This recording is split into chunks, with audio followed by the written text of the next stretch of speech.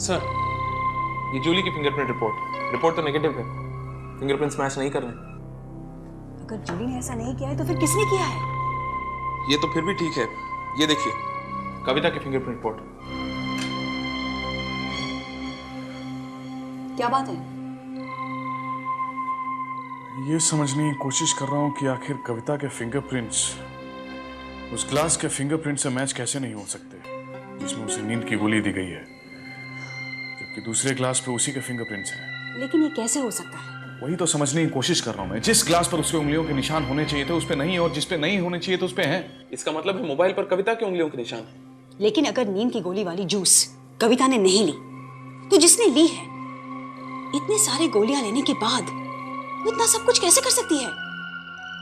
उसे तो किसी कोने में बेहोश होना चाहिए था। मुझे तो ये केस कुछ ज्यादा ही कॉम्प्लिकेटेड लगने लगा है। और सिर्फ वही नहीं, मान लो कातिल ने यह कोशिश की हो कि उसके फिंगरप्रिंट्स ग्लासेस पे नहीं आए, तो उसने क्या किया होगा? हाँ, उसने ग्लव्स पहना होगा। लेकिन क्या ग्लव्स को देखकर कविता चौंकी नहीं? या तो फिर वो इंसान ऐसा होगा जो हमेशा ग्लव्स पहनता होगा और ये बात कविता जानती हो। नहीं, लेकिन ऐसा कौन आदमी होगा? नहीं, there's something more to this. हाँ, सपोज अगर उसने अपने उंगलियों के निशान मिटा दिए होंगे तो फिर कविता के निशान कैसे नहीं मिटे? So strange. मुझे लगता है हमें रणवीर को इंटरोगेट कर लेना चाहिए। नहीं, होल्ड इट विजय। हम इस केस को शुरू से एनालाइज करने की कोशिश करते हैं। कोई किसी का खून क्यों करता है? कई वजह हो सकते हैं। जैसे कोई प्रॉपर्टी का मामला हो, या फिर कोई प्यार इश्क की बात हो, या कोई पुरानी दुश्मनी। बहुत सारे कारण हो सकते हैं। क्या कहा तुमने? बहुत सारे कारण हो सकते हैं। नहीं, वो पुरानी दुश्मनी वाली बात। कविता की किसके साथ पुरानी दुश्मनी हो सकती है? हाँ, लेकिन ये एंगल तो हम पहले ही देख चुके हैं। रणवीर और जूली ने ही प्लान बनाया था कविता को मारने का। लेकिन वो लोग सिर्फ प्लान ही बनाते रह गए और बीच में कोई आया, कविता को मारकर चला गया। लेकिन उसे अगर कविता को मारना था तो उसे जलाकर ही क्यों मारा? इसलिए क्योंकि उसे मालूम था कि कविता की अपने ससुराल वालों के साथ नहीं जमती है। इसलिए उसने ऐसा प्लान बनाया कि खून वो करेगा और शक जाएगा सीधा ससुराल वालों पे और वो सांप बच जाएगा। वो कौन हो सकता है? ऑब्वियसली कोई ऐसा आदमी जिसको कविता की मौत से फायदा हो। उसका कोई दुश्मन। लेकिन ये दुश्मन है कौन? वही तो पता लगाना है हमें उसके घर चलना पड़ेगा। Let's go.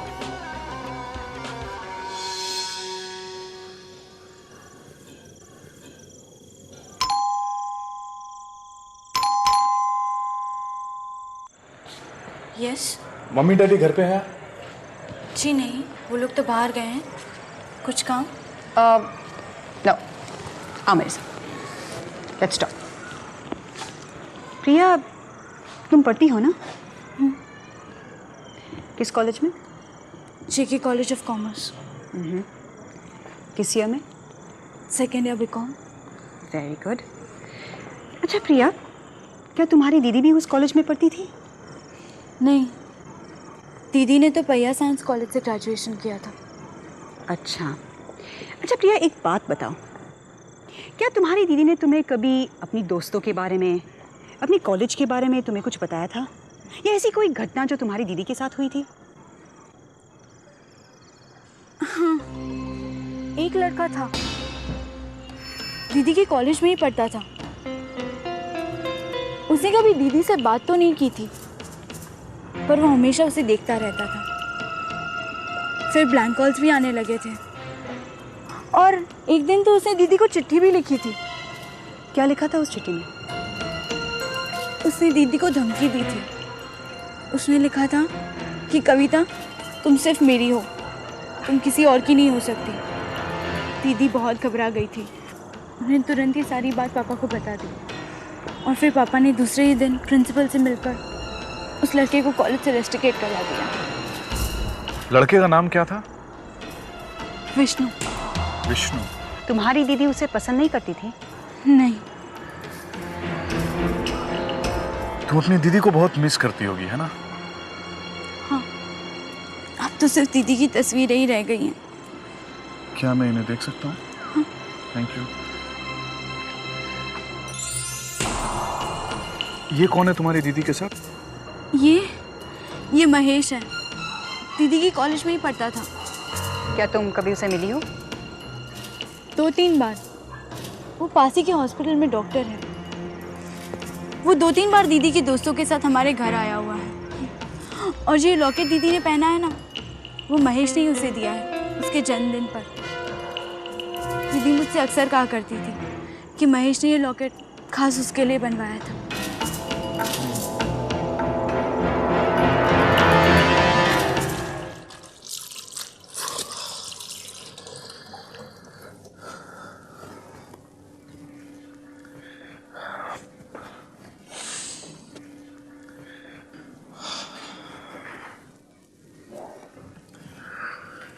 अब कातिल कौन हो सकता है? विष्णु, मुझे तो वो साइकोपैथ लगता है और उसके पास मोटिव भी था। कविता की वजह से वो कॉलेज से रेस्टिकेट हुआ। लेकिन वो इतने सालों बाद बदला क्यों लेगा? शायद वो सही मौके के इंतजार में था। तुम्हें क्या लगता है? मुझे तो अब भी जूली और रणवीर पर शक है। विष्णु से ज्यादा स्ट्रॉन्ग मोटिव उन दोनों का ही था। और फिर कविता को मारने के लिए उन दोनों ने पहले से प्लानिंग की थी। तुम रणवीर पे नजर रखो, उसकी हर हरकत पे ध्यान दो। और विष्णु को मैं इंट्रोगेट करता हूँ। नहीं, तुम महेश से बात करो, उस पे नजर रखो। महेश खून क्यों करेगा? उसके पास तो कोई मोटिव नहीं था। वो तो सिर्फ दोस्त था कविता का। नहीं नहीं, सिर्फ एक दोस्त नहीं, खास दोस्त। तुम उस पे नजर रखो, हो सकता है उसके थ्रू हमें कुछ ऐसी बातें पता चले कविता के बारे में जो हमें इस केस में बहुत मदद करे। और विष्णु? उससे मैं बात करूंगा।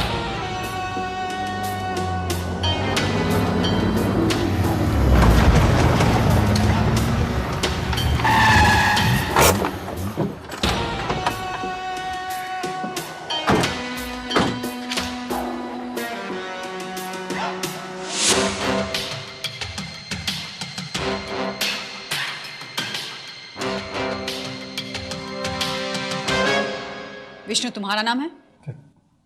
क्या काम है? तुमसे कुछ बात करनी है। कौन है आप लोग? Avni Verma from crime squad. मुझसे क्या बात करनी है आप लोगों को? कविता का खून तुमने कैसे किया? कविता का खून? हाँ, पहले तुमने उसे नींद की गोली दी, जब वो बेहोश हो गई तो तुमने उसे जला डाला। ऐसा क्यों किया तुमने? नहीं, ये झूठ है, झूठ है। मैं कविता का खून कैसे कर सकता हूँ? मैंने कॉलेज में तुमने उसे चिट्ठी लिखकर धमकी दी थी कि अगर वो तुम्हारी नहीं हो सकी तो तुम उसे किसी और की नहीं होने दोगे। और जब उसने किसी और से शादी कर ली तो ये बात तुम्हें बर्दाश्त नहीं हुई और तुमने उसे जलाकर मार डाला। नहीं, ये झूठ है। मैं तो जानता भी नहीं कि कविता का खून हो गया।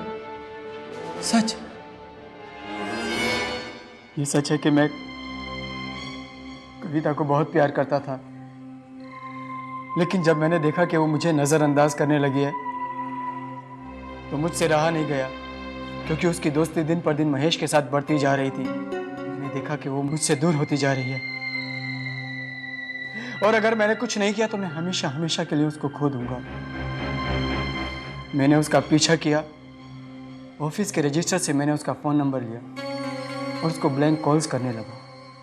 मैं चाहता था कि वो मुझे समझे, मेरे प्यार को समझे, मेरी तरफ ध्यान दे, लेकिन उसने मुझे नहीं समझा, ना ही मेरी तरफ ध्यान दिया। मैं कविता का खून कैसे कर सकता हूँ? मैं उससे प्यार करता था। हाँ, अगर वो महेश से शादी करती तो मैं महेश का खून कर देता, क्योंकि वो मेरी कविता को मुझसे दूर करने की कोशिश कर रहा था। महेश ने ही कविता का खून किया, उसी ने मेरी कविता का खून किया। इंस्पेक्टर साहब, आप उसे गिरफ्तार कर लीजिए, इस कमीने को गिरफ्तार कर लीजिए आप। रिलैक्स,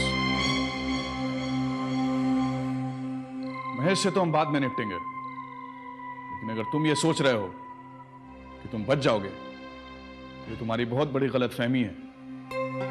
कातिल के पकड़े जाने तक इस शहर को छोड़कर जाने की कोशिश मत करना, वरना कविता के खून के इल्जाम में सीधा जेल के अंदर जाओगे और तुम्हें बचाने कोई नहीं आएगा। Do I make my self clear?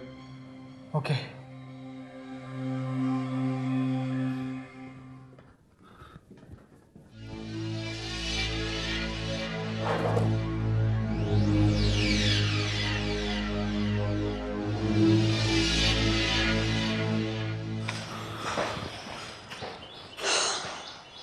आपको क्या लगता है बातचीत करके तो ऐसा लग रहा है कि उसने अपनी प्रेमिका का खून नहीं किया है।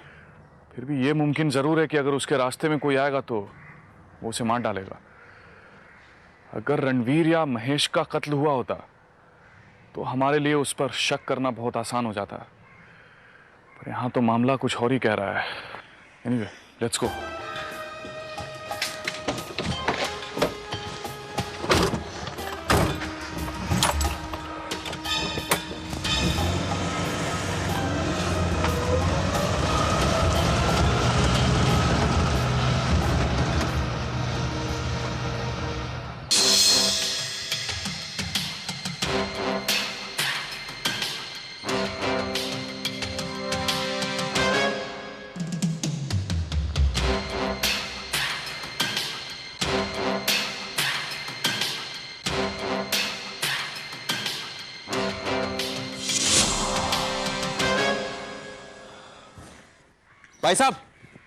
भाई साहब आपसे 1 मिनट।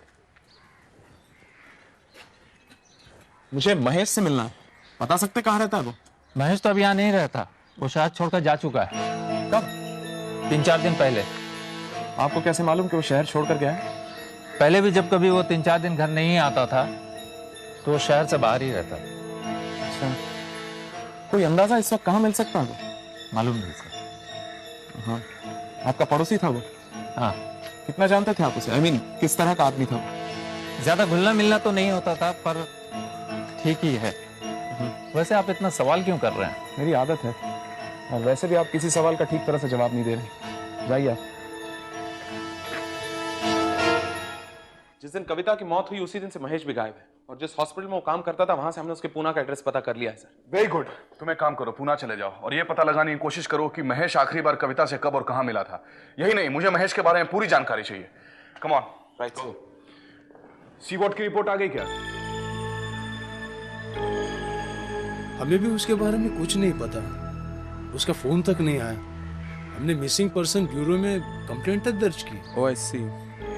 नहीं, फिर भी कुछ तो अंदाजा होगा आपको, कहाँ मिल सकता है इस वक्त वो? हमें कुछ भी पता नहीं। अगले हफ्ते उसकी शादी होनी थी। मेरी समझ में नहीं आता है क्या करे। लगता है वो नाक कटा कर ही रहेगा। शादी होने वाली थी? हाँ, कई सालों से हम उसके पीछे लगे हुए थे। शायद उसे कोई लड़की से प्यार था, लेकिन वो लड़की की शादी कहीं और हो चुकी थी। इसलिए महेश ने तय किया था कि अब वो शादी नहीं करेगा। हमने उससे बहुत मनाया और खुद ही उसकी शादी तय कर दी, लेकिन वो तो गायब हो गया। अब हम क्या करें? I am so sorry. आप लोग प्लीज घबराइए मत, हम किसी भी तरह उसे ढूंढ निकालेंगे। And thank you so much. मैं चलता हूँ।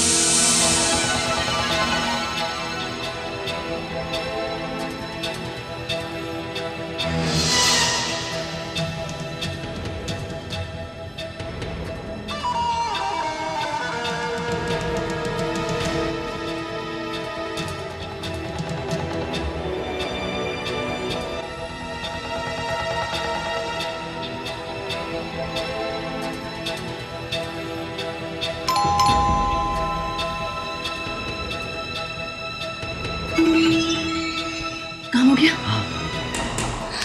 Thank you. एंथनी से कहना बाकी के पैसे गोवा से आ जाने के बाद पहुंचा दूंगी। ओके? जाओ यहाँ से।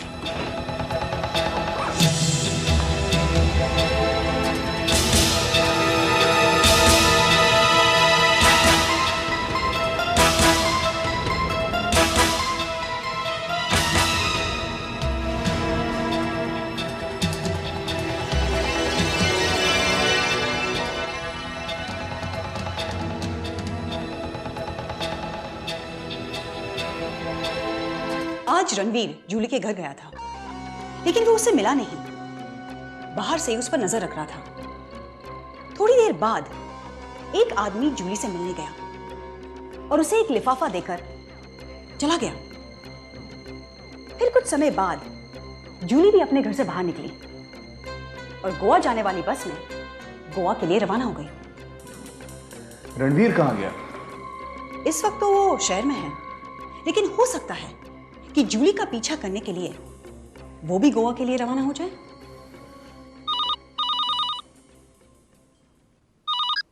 हेलो। हाँ विजय बोलो, मैच के बारे में कुछ पता चला क्या? पूना में भी नहीं है। अच्छा ठीक है, तुम फौरन वापस चले आओ। मैं उसके कुछ फोटोग्राफ सारे पुलिस स्टेशन में फ्लैश करवा देता हूं, शायद कोई इंफॉर्मेशन मिल जाए। Okay bye.